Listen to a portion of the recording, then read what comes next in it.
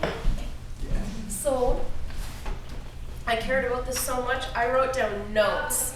I do, and I page numbered them. I have 4 pages of notes. So if I mess up, it's not my fault. And it's still your fault if you wrote the notes. What? It's still your fault if you wrote the notes.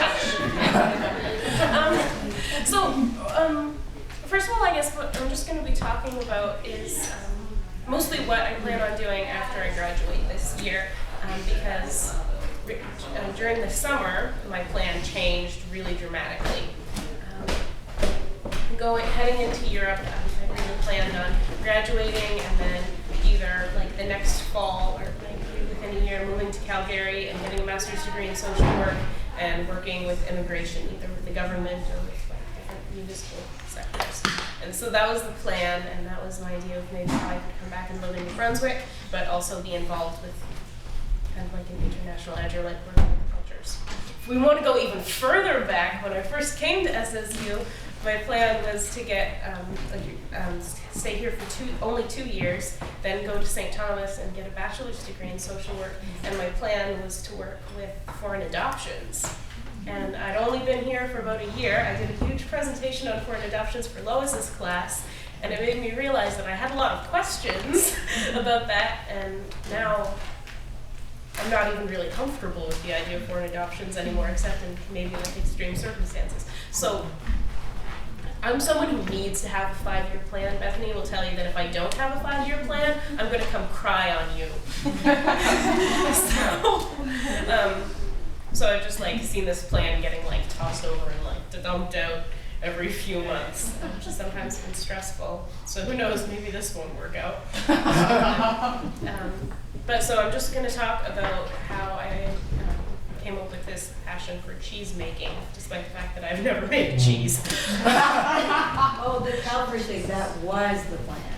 Yeah, sorry, yes. Yes, Now that it's is no cheese. longer the plan. Now it's cheese making. Yes. So I'm going to talk a little bit about how I kind of fell in love with this idea and kind of the different implications. And I'm going to spend quite a lot of time talking about how SSU prepared me for kind of that decision. Because if you look at first glance, you think, artisanal cheesemaker, like double major in literature and history, you wouldn't really think that those are connected. But I'm just going to talk about how SSU really changed me and shaped me in preparation for this vocation.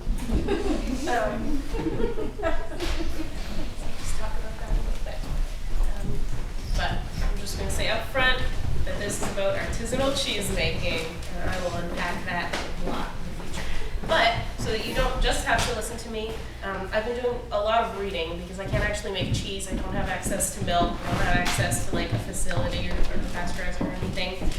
So I've just been reading a lot. And I actually went to Maine a couple of weeks ago. I met with 3 different artisanal goat cheese makers there, and like they showed me around their facilities. I was talking to them, asking questions.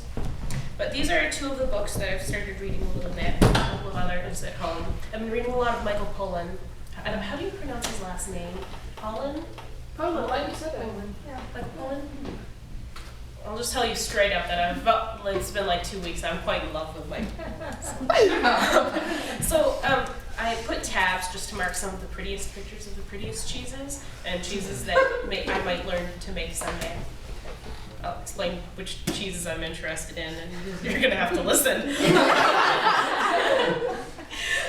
So if you want to look around, this is by David Asher, who does a lot of natural cheese making, so he works with like raw milk and native fungi, and he's very interesting. And this is more like an official connoisseur's guide to like international cheeses. So they're very different, but the cheese looks just as beautiful in both. What's up with that? Let us turn to page 1.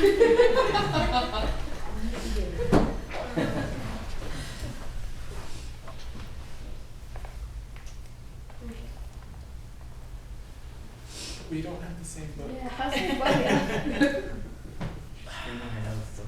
Did you guys forget how telepathy works? Am I the only one who remembers in this whole room? I remember. So I'm going to talk a little bit about what I want to do. Actually, just kind of get specific before I actually talk about anything exciting.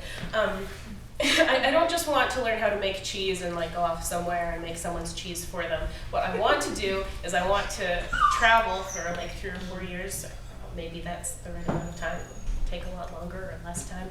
But so I'd like to travel in New England and across Canada, find out what the cheese industry is looking like on those kinds of 2 poles. But then I'd also like to do some traveling in Europe, especially in England and like kind of northern England, and find out what the cheese culture is like there, because the plan is to come back to New Brunswick and piggyback onto this growing foodie culture that's coming over from Halifax, and part of that is really related to the economy. I love New Brunswick and I want to live near my family, but I don't just, for a long time I thought if I was going to live here I'd just have to become a paralegal or a court stenographer. I thought those were the only ways that I like support myself in New Brunswick. This is an effort to actually do something entrepreneurial, and I want to export the cheese out of New Brunswick and employ people and create some good work. Yes. Could we get cheese too?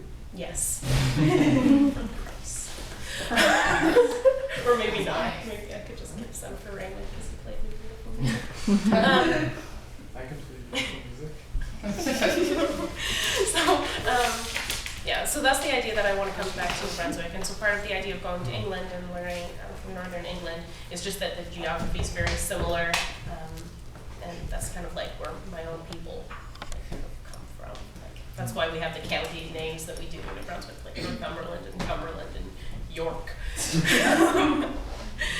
So that's part of that. Page 2. That's a joke, it's still on page 1. Yeah, so just talking about how SSU is kind of led me to wanting to be a part of this. I'm not really very good at making decisions. My major has changed like 3 times since I came here. It was going to be psychology, and then it was going to be history, and I was like, changed to English, and now I'm double majoring in English and history just because I had so many history courses already. That was an accident. So I thought I might as well. But it just that like it was always changing, and I never really felt comfortable with my choice. But when it comes to cheese making, even like I said with the social work, I was just never sure. But finally this August, I was like, cheese making, I could make cheese. I haven't felt this comfortable with a decision since 11th grade when I first decided to come to SSU, no matter what. And so it's like that same peaceful feeling and kind of like just confidence in the future that I had that. So I really relate the 2 feelings one to each other. Just by being. Yeah. There's a little bit of a leap there. How did you decide on cheese? Yeah. Oh, I'm coming. Oh, are you coming? Sorry, I'm just too excited. Sorry, I just like talking so much. Know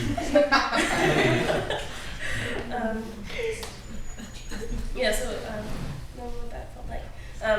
And then like the different classes and the different disciplines, just because SSU, like you don't just come and learn English, right? And that annoys me sometimes. When we were in Paris, I was like, why can't I do my whole degree in 3 years and just study English? But maybe if I did that, I would not have fallen in love with cheese.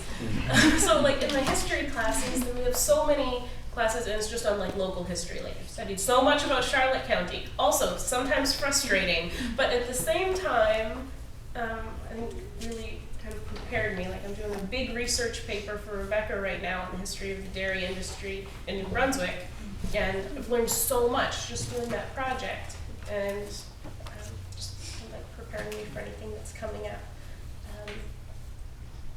IS, I've never planned on being an IS major, but even just taking some of the introductory courses with Lois and being around all of you people. So many of you are IS students, and just like hearing Wendell Berry like before a meal, Bethany excitedly reading Annie Dillard to me before we go to bed, you know, like the lights half off and she just has her phone and Annie Dillard. And it's you're learning about the environment and ecological practices and things like that. But especially the travel terms, because when I went to Asia, I fell in love with my host family, but came back and thought, I need to live in New Brunswick. I can't leave my family long term again. I have to like come back and be with my family. So that was one part, just going away and realizing how much like the local environment does mean to me. The fact that my options aren't as open as I'd always thought they are. They're actually really limited to within just like a few kilometers in Westmoreland County. And so realizing that, but the Europe trip, which is where things get exciting. Yeah. We were in Italy, and okay, first of all, I was never interested in entrepreneurship. I thought it was a man's job, and I also thought that it was necessarily ugly and involved a lot of stainless steel and like natural resources, whether renewable or non-renewable. Like you can go work in the potash mine in Sussex, or you can like learn how to drive a harvester, or else you have to be an actual farmer, and I just was not confident in my ability to care about animals that much. So I was like, well, or I could like open a Sears outlet, which was a real possibility. So like in my small little Neila mind, that's what I relegated entrepreneurship to, and then I went to Italy. And Italy also has kind of a terrible economy.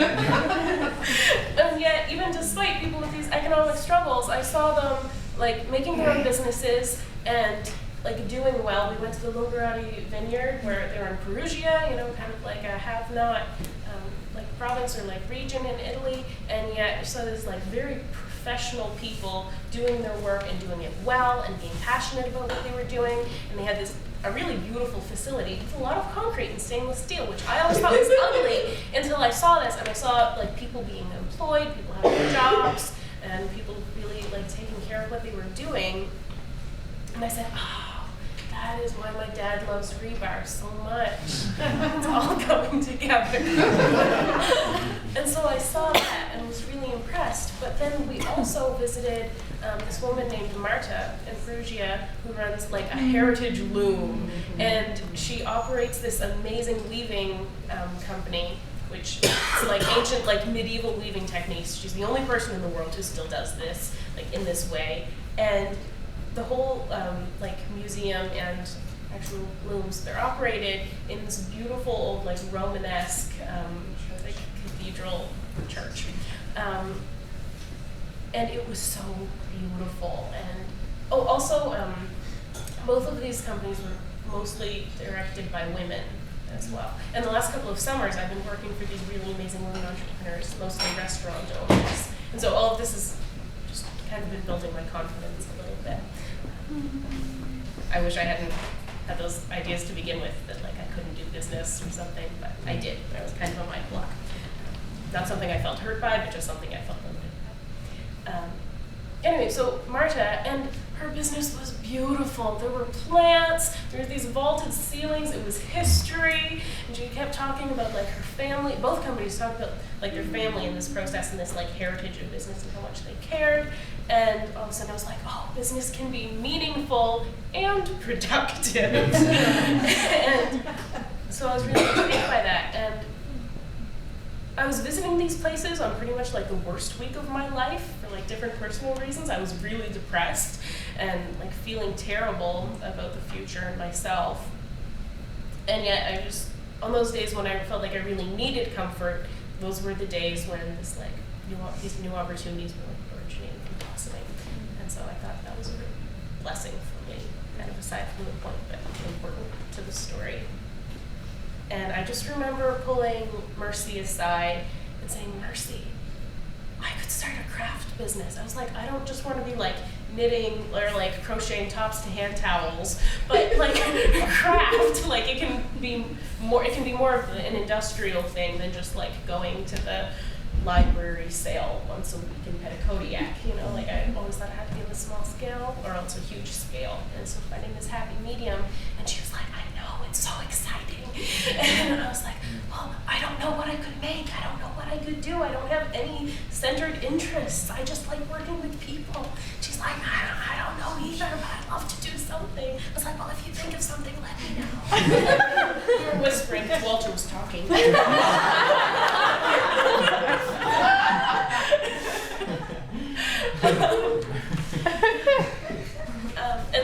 that's where I was in Europe. I didn't get any further than that. When I was in Paris, I did taste a really delicious piece of cheese, but that wasn't it was very good.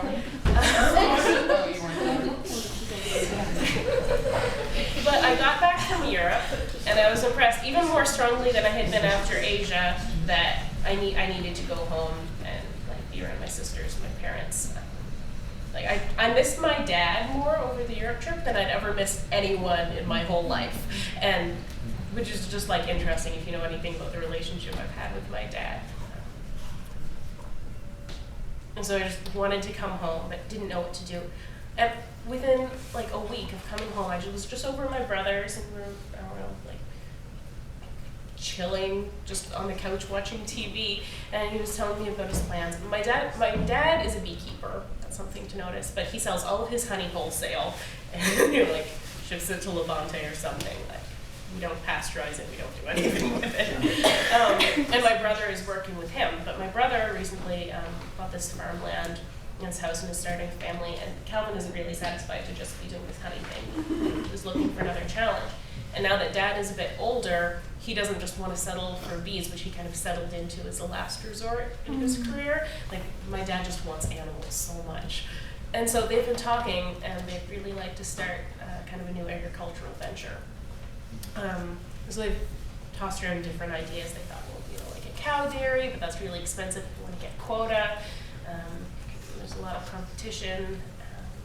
And they also thought about raising blueberries. But then my brother was thinking about goats and sheep, because to sell goat dairy, you don't need to buy quota in New Brunswick. So it's cheaper, but it's also somewhat a growing industry. So there's that, and you could get funding from the government. So they were thinking about it, not really sure.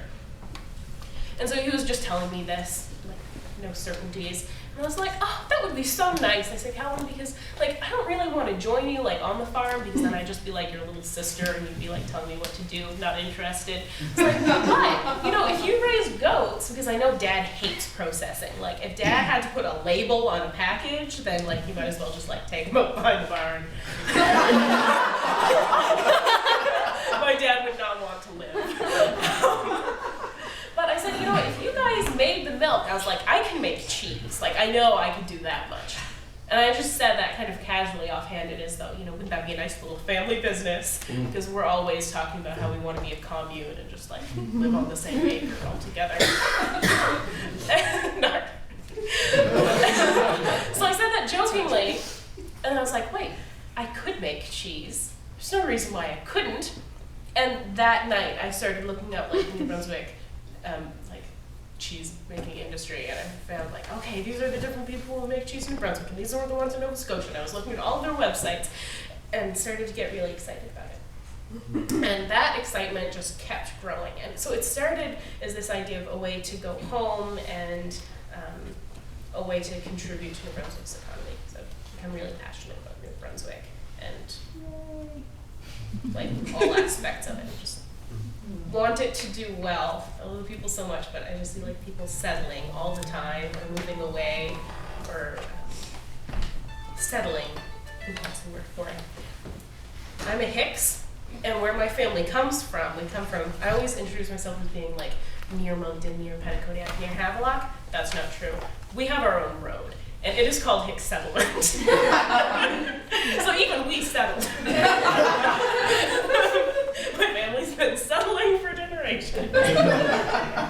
But I don't want that. I want us to have some ambitions that we're passionate about, which I think has a lot to do with studying literature too. People being passionate and taking extra steps, either to like make change or affect society and all those things. If you're a professor at SSU, you've impacted me towards this. But or even not a professor.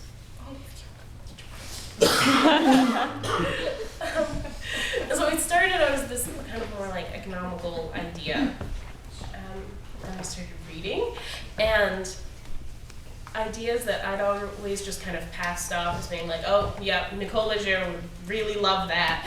And I started being like, oh, well, I really love this too. So I started reading The Omnivore's Dilemma. I started reading just like the different manifestos, mission statements, and ideas by these cheesemakers in North America who've been doing amazing things. Like 100 years ago, no one in North America made artisanal cheese. People only started making goat's cheese in North America in like the 80s. That was like a hippie movement. And so it's new, and people always thought that if you want to have, you know, this like quality refined taste, you have to bring it over from Europe. And they're like very much like the wine industry, but then people realized, oh, you can make a good North American wine, even though it's entirely, like it's different, but it's good. And people also started realizing you can make good cheese, but it's gonna be a little different. What did I say before I started talking about that? Anybody? You are lots of things. Which? Lots of things. Thank you. He's settling. Books. Thank you to all Yeah, SSU. books. So I started reading the books. And the main thing that stuck out to me was the idea of terroir, which, like wine or anything, then you realize it. And I'd always thought of cheese being kind of like industrial, you know, you use like pasteurized milk and probably a lot of like grain-fed cattle or like corn, fed like cattle to get your milk and all these ideas. And I started from Michael Pollan and watching the documentary Cooked and reading a lot of cheese books, realizing that each cheese is distinct and tied to the area that it comes from if you're using raw milk and like local cultures.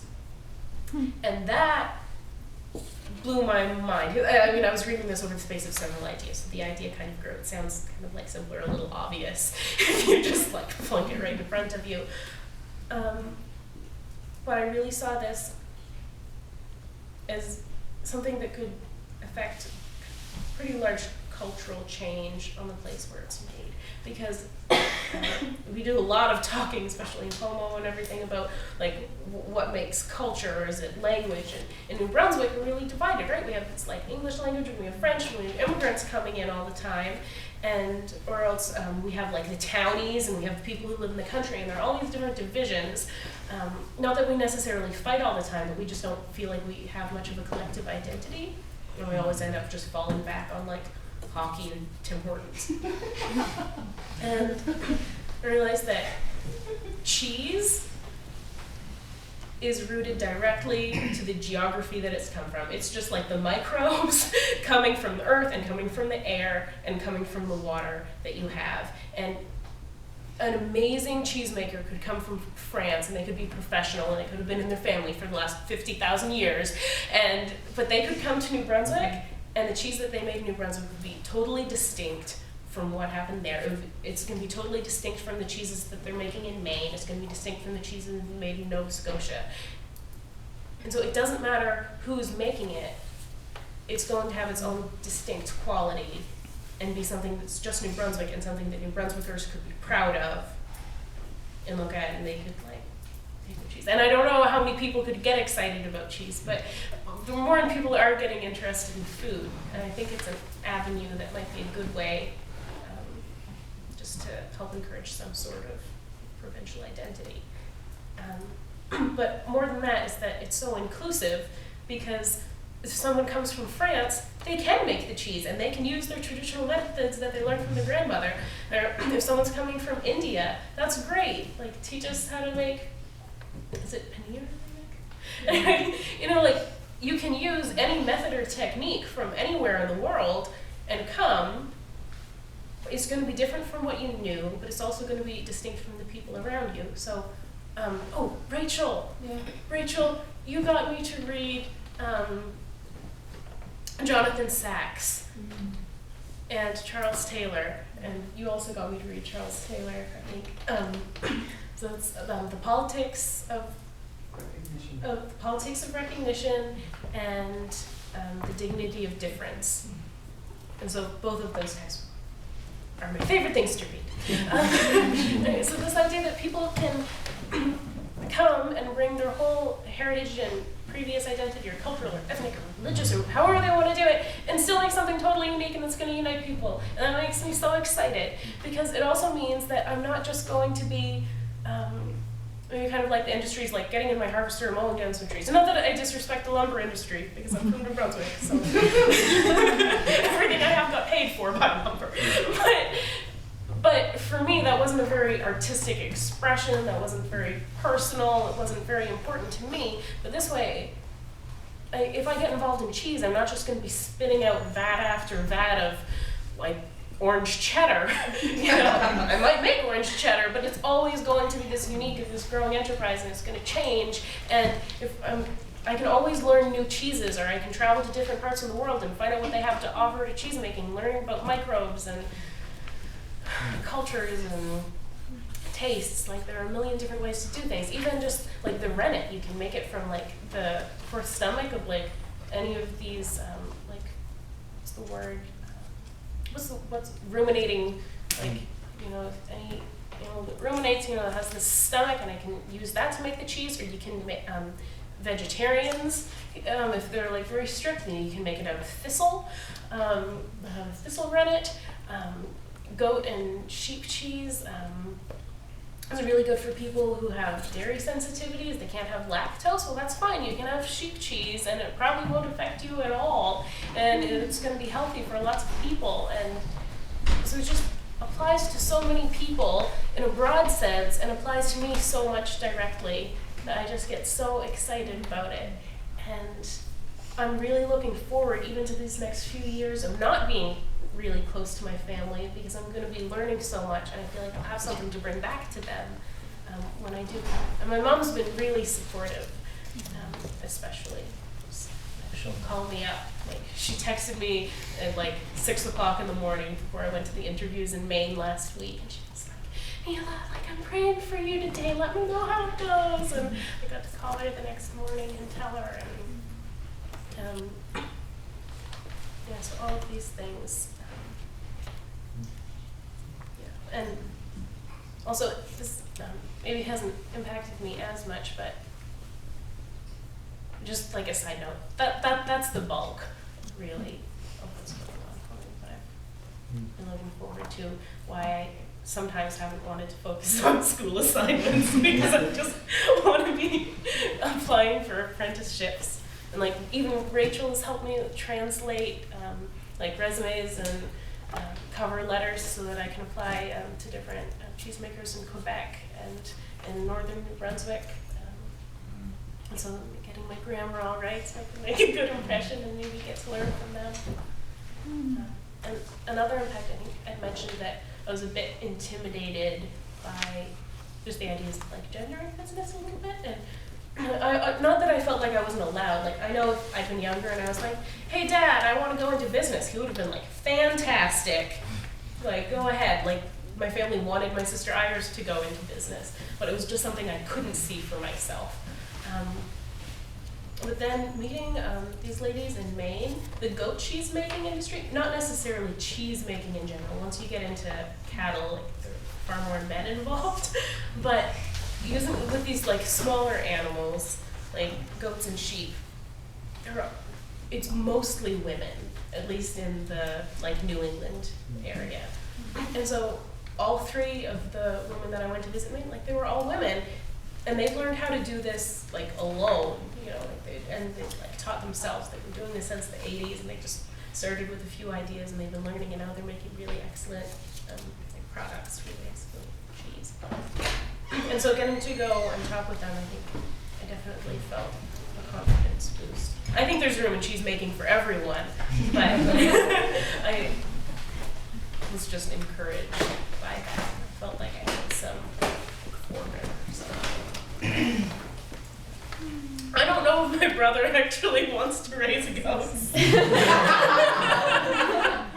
So I plan on doing apprenticeships where I learn how to take care of the animals and the cheese. I'm not really interested in animals as much. I just want a bulldog. That's about it. But I think it's something I need to learn about, even just to learn about the whole process. So it's not just thinking of milk as a product that you have by itself, but understanding that eventually milk just goes back to the sun anyway. So understanding the whole process, I want that too. Yeah, I might have to learn how to take care of herds and do fast rotational grazing. It's not the part I'm excited about, but it's still a part I care about enough to learn and do. One more thing, I think it would be really interesting to bring some heritage breeds of cattle from England and find out because that's important too. Like you have like the soil and you have air quality and you have the water, but then you also have like the animal itself that's like processing and making this milk. And so when these cheeses were being developed in England, like, well, what cattle were they using? Like, a lot of the time people think, oh, Jerseys make the best, cheese, they have such rich milk. But a lot of people are saying that there's actually too much protein in a Jersey's milk, and sometimes it doesn't make for the best quality cheese. But it makes really good butter. Or something where like Holsteins probably wouldn't be the best. I mean, a lot of really rich and important cheesemakers use Holsteins, so it's good enough. But if you want to get like really, really picky, then it's like, oh, well, which cows work? Or then they're kind of like average workaday cows that they had up in like Yorkshire.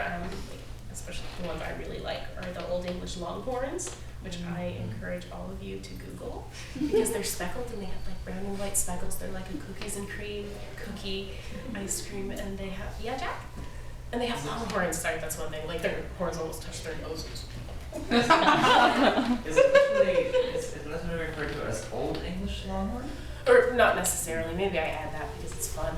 English Longhorn, distinct from Texas Longhorn, not the same at all. Anyway, there aren't a lot of them around. There are only like a few hundred in America. I'd really love to get them and see if you can like really replicate these cheeses.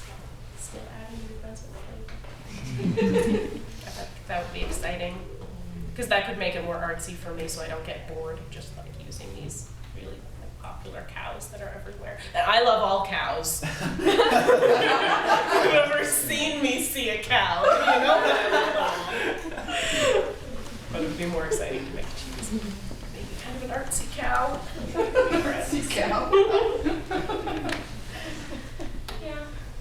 Probably should leave some room for questions. Yeah. It's in there. I'm sure somebody has a question out there. I accept questions. Does anyone have a question? Questions? I'm just Maybe so you could get excited some for of you. your classmates to raise the goats. If someone was actually interested in like pursuing cheese making and artisanal cheese making, I would love to have a business partner. I find it really intimidating because a lot of cheesemakers actually go into it as kind of like a couple's business. Like often it's like partners, sometimes they're lesbians. Often like a man and a woman that we go into business together, right? So they get like I was listening, I was like, maybe it's two men, maybe it's two women. Or sometimes they're just friends, but it's often a two-person effort, and someone will look after the animals, someone will look after the cheese making, and then there's like the whole marketing side of it. So that's been like kind of intimidating to me. It's like if Calvin doesn't want to raise the milk, I'm gonna have to do this alone. If someone were actually like committed to it, and I don't just mean like, oh yeah, I'll come and like wrap some cheese once a week or whatever, like looking for a job, but if someone was actually gonna like go to business school or like study marketing or like was also willing to commit to like 4 years of traveling around and learning different cheese making styles, I'd love to have a business partner. Tell your friends. I'm telling you, my friends.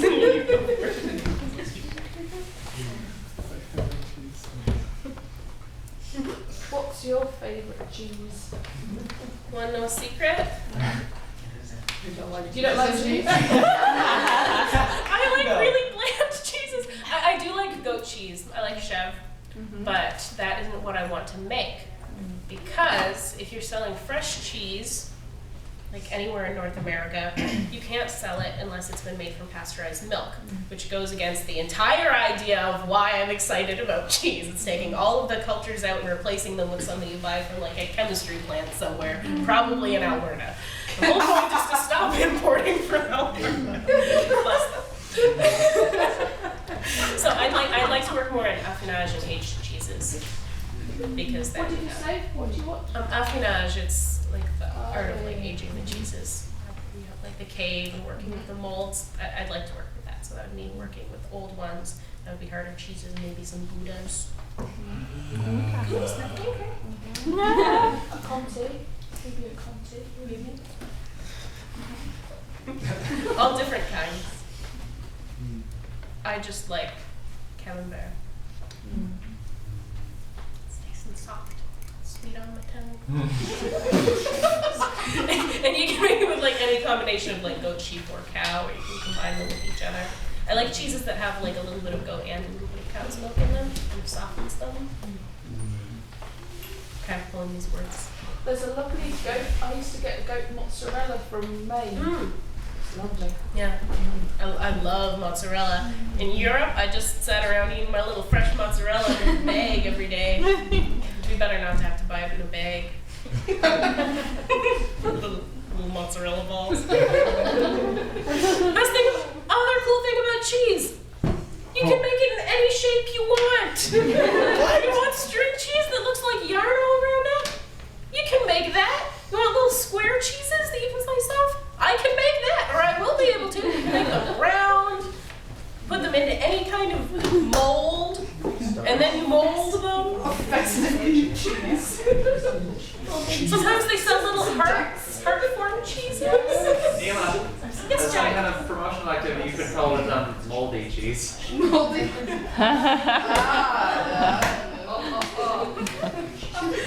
Oh, yes, Laura? A mold of the SSU window. Yes! And I could make like a blue cheese, even though I hate eating blue cheese. But they're beautiful to look at. And I could put the veins in, it would be like the sashes of the window. Ambitious. Another exciting thing is that in Britain for a long time they'd done the same thing where they were just like importing cheeses from like France and Italy, even though Britain does have like a really old farmstead cheese making culture. But they just kind of like rediscovered that also kind of around the 80s. And one of the businesses that was really integral to redeveloping like a cheese identity in England was a company that really encouraged this, and they're still operating in Covent Garden. And guess what they're called? Because it's so funny. I'll laugh even if you don't. No, but close. It's called Neil's Yard. Oh. Neil's Yard Dairy. What if I had a little cheese boutique and called it Neila's Yard Dairy? Would they sue me? Maybe. So I would like to go work there. That's part of my 5-year plan. To go work at Neil's Yard. Is that in London, Neil's Yard? Yeah. Only it's spelled differently. Are there any other questions? More of a comment Yeah. that your passion is awesome. Yeah. And also it's also adorable.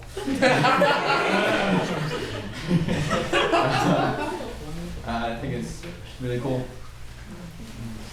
I felt bad coming into this year because I was like, well, I kind of like to write a thesis, but I don't have a passion or a question. So I think it's fun that I developed this whole interest in cheese too late to write a thesis, but just in time so that I get to do all of this fun research and I don't have to meet any deadlines. Yeah.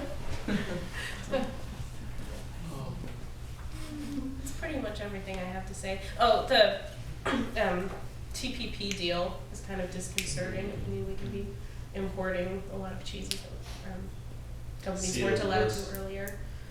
For cheese, I think. What? CETA is probably worse. Yeah.